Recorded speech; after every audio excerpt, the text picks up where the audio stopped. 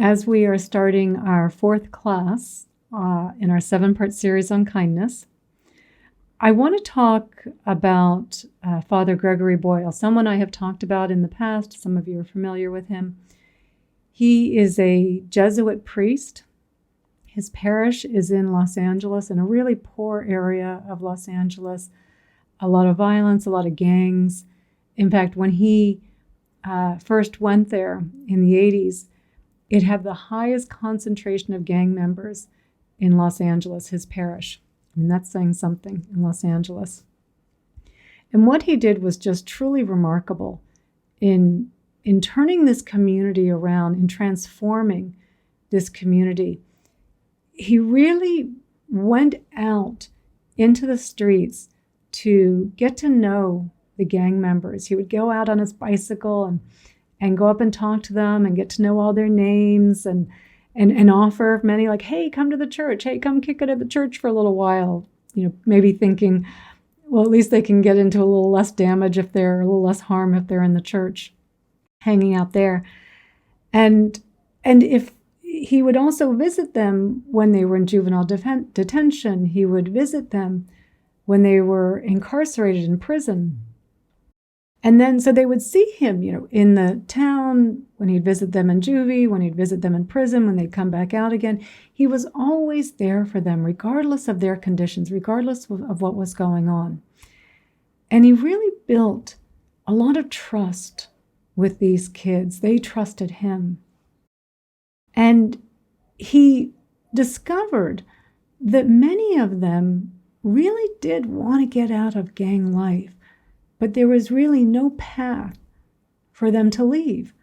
I mean, the most basic thing that they needed, that anyone would need, is a job. And it's really hard to get hired somewhere when you've got a record, or if you've got F the world tattooed on your forehead, as one kid did. You know, imagine that interview at McDonald's, you know, with that on their forehead. So what he did, he got some funding, and they took this building and they made it into a bakery. And all of the employees in the bakery were gang members, rival gang members, working together. And after this going so successfully, they then started Homegirl Cafe. And then they did screen printing, and they did tattoo removal, and mental health counseling, and drug counseling. He does talk about they had a little misstep into plumbing for a while, which didn't work out so well. And as Father Gregory says, you know, who knew that people didn't want ex-gang members coming into their house? So that didn't quite work so well. But he really created this thriving organization called Homeboy Industries. And it is the largest gang intervention program in the world, and arguably the most successful program in helping gang members come out of gang life and have a path into a new life. And all of this was possible because he didn't judge them. He was able to see past their bad behavior, the tattoos, the violence, to see that these were kids that were born into really shitty conditions, that were all but guaranteed a life of violence and incarceration. And what he says in his book, Tattoos on the Heart, and I just want to read this. Here is what we seek: a compassion that can stand in awe at what the poor have to carry, rather than stand in judgment at how they carry it. It doesn't matter where people are from or what they have done. What matters is that each person is precious and worthy of our love. Because he didn't judge them, he was able to see the human being that really had a bad luck of the draw for where they were born. People don't need our judgment. They need our help in these kinds of situations. But when we judge them, We can't even see what they really need. One of the most extraordinary acts of kindness that we can extend to another human being, that we can give to another human being, is to not judge them.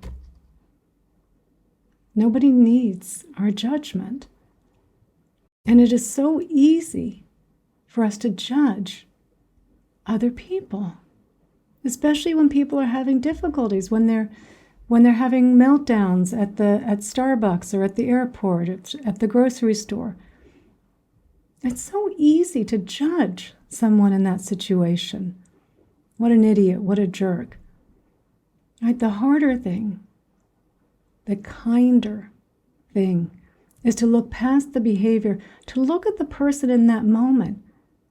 You can see it on their face. They are struggling. They are stressed. They are pushed beyond their limit. And we know that whatever it was, the tipping point, the latte being wrong, whatever the tipping point was there, that's not the reason they're freaking out. We know there were more things happening in their lives. And we know this because we can see it in our own lives. When we're acting badly, right? Maybe we're a little rude with someone, we're a little short with someone. And maybe we're having our own meltdown, hopefully in the privacy of our home. Right? But we know in that moment we're struggling, we're suffering. It's not that we dropped the glass. That's not really why we're upset. It's what tipped us over the edge. So our task in the kindness of not judging other people is to look past the behavior. While we will never know the specific causes and conditions of why someone is in a specific situation or why they're acting in a particular way, we 100% know there are causes and conditions that would explain it.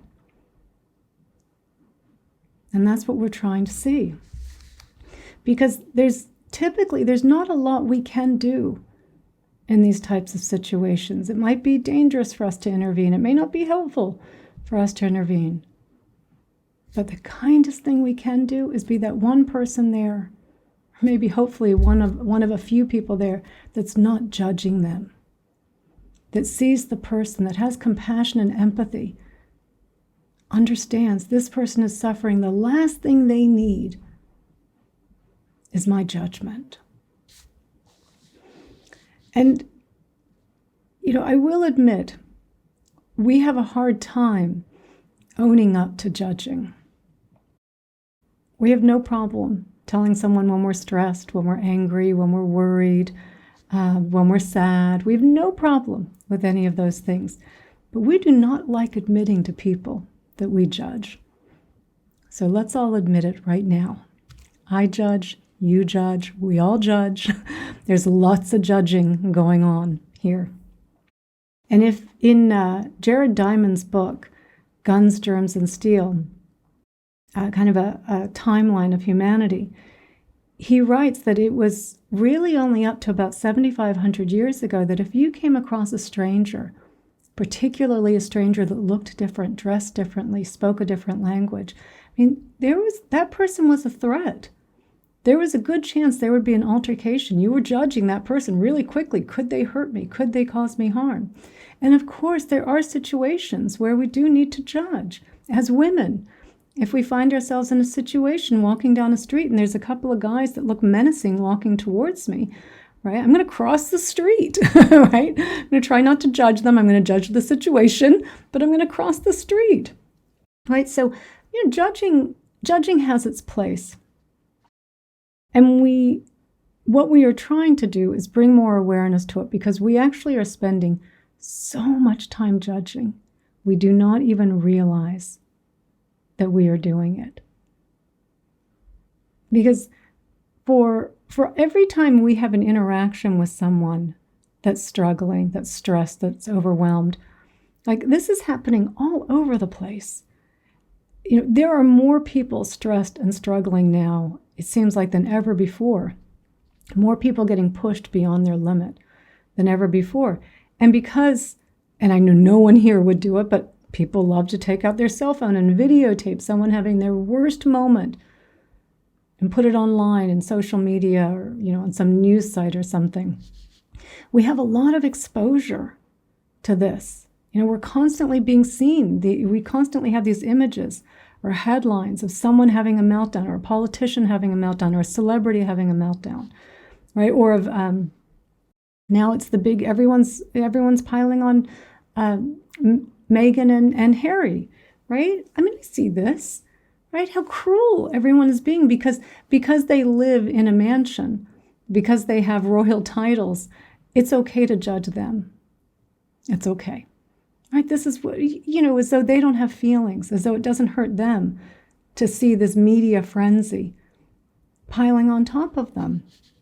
And if we look at what judging is doing to us, feel it, right? When we're more mindful and aware of judging, and we feel that, you can feel like the barbed wire coming around your heart, right? Kind of closing in on your heart, closing your heart.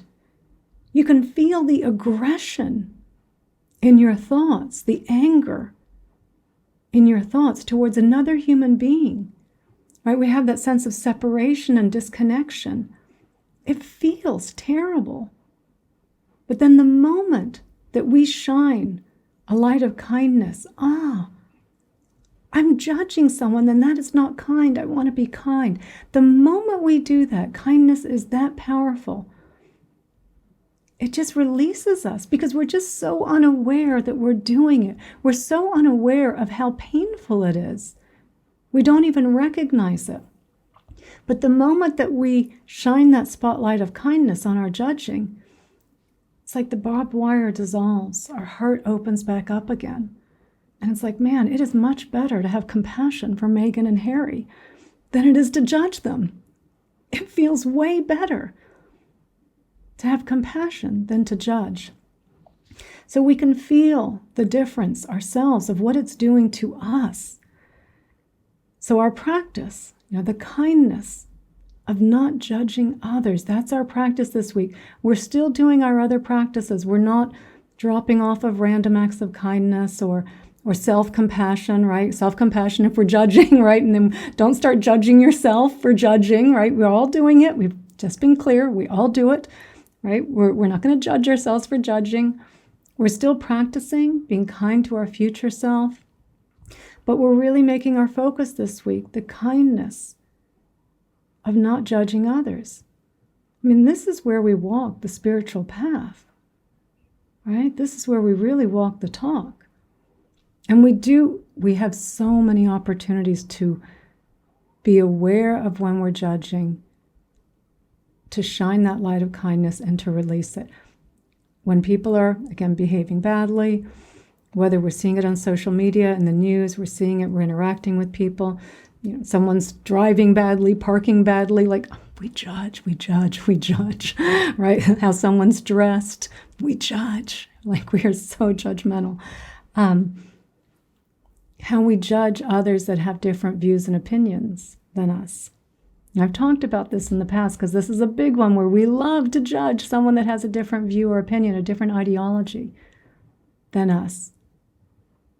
And yet their views and opinions are the result of causes and conditions, just like my views and opinions are simply the results of causes and conditions. A Republican, a conservative is that way because of causes and conditions. Someone in South Central LA is a gang member because of causes and conditions. If you're a Democrat, right, causes and conditions. If you're a white supremacist, causes and conditions. And there's a really good TED Talk by a former white supremacist, and he talks about the causes and conditions that led him into this group. That when he was young, his parents weren't around very much. He wasn't supervised. He didn't have many friends. He was a bit of a loner. And he was really targeted by this group, and they tend to do that. They target people, loners, just like they do in gangs, right? Because we have this need as humans to feel as though we're a part of something, to feel as though we belong. And so they brought him in to this white supremacist group. He finally felt a part of something, and he took on this ideology. And I can't remember, I'll have to go back and watch it, but I can't remember what it was that kind of woke him up and went, oh, wow, this is not the way I want to belong. Something happened that changed in him, another cause and condition that changed. But, we look at people that are racist, that are misogynists, that are homophobic, that are white supremacists, or again, people that have different views than us. Like, I'm not going to vote for a Republican, right? I'm not going to vote for a white supremacist. I'm not going to do anything to push their views forward, of course. But I'm not going to judge them either. There but go I for the grace of God. Could have been me in those conditions. And what does it do? How does it help us when we judge each other? We talk in the U.S. Even though I live in Mexico, I still feel very much attached to the U.S. The politics that are dividing the United States right now, right, becoming so tribal, where it's not even that we argue so much on policy as just calling each other names. You must be horrible because you're conservative. You must be horrible because you're a liberal, right? Like, there's no discussion there. There's no coming together. And it doesn't mean that we can't be activists if you want to be an activist in the political arena. But don't judge the other person, right? They're more likely to hear you if you don't judge them. So it really changes things when we, be mindful of things that you're posting, that you're sharing, right? We don't want to, our ideas should be able to be held up to the light on their own, not based on someone having a gaffe or saying something stupid or having a fight with someone else or having a down day, right? I mean, that's, I would hope our ideas would hold up better than that. So, really, this is really the tough part of kindness. This is where kindness is really, hitting the pavement here in not judging others. It's where we can take Father Gregory's, his extraordinary life, his extraordinary kindness and compassion and non-judgment, and emulate it. And so to remember, our practice is, right, our intention, first thing in the morning, hands on our heart, have that intention. Think about, how can I practice the kindness of not judging today? Right? Thinking about some of the instances that we find ourselves in. We know our favorite judging spots, right? So imagine them and imagine not judging, right? And then going through the day and acting on it. Really bringing kindness as the spotlight to judging, freeing ourselves from it, freeing the other person from our judgment.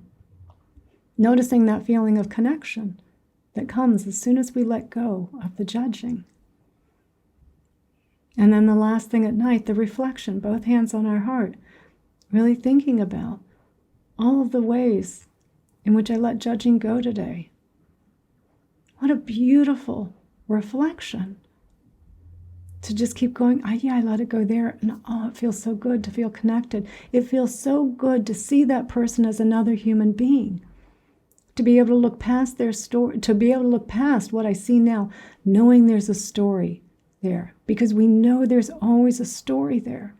There's choices and options that were put in front of this person that none of us, we would have ended up exactly the same given those conditions. So we reflect on it. So that in the next morning we wake up again and we set that intention and we stay connected. We really are walking the walk of kindness when we're not judging others. And I want to just read one more thing from Tattoos on the Heart. This is Father Gregory Boyle's first book. He's got 3 books now. And I highly recommend. I know, Kimberly, I think you've read all 3. They're fabulous.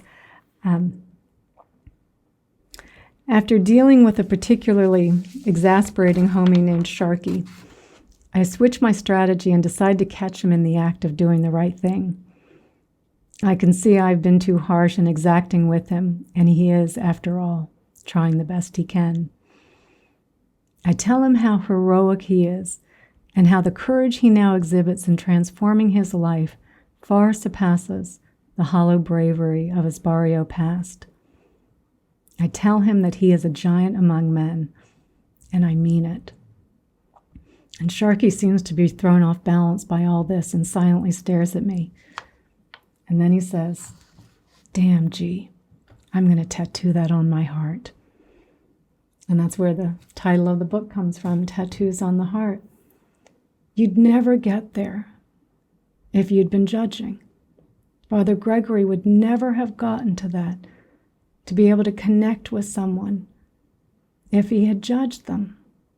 He saw the human being. He saw what they needed, that they needed to be valued as real human beings. And this is what everyone around us is begging us for, imploring us for. Please tell me I'm a good person. Accept me, love me. I'm thinking of that poem by Hafez. I can't think of the whole thing, but it's something to the effect of, everyone is saying, please love me. Right? And through the kindness of not judging others, we can do that. We can see each other as real human beings with real feelings and concerns and stories that we can't begin to imagine of what others have gone through.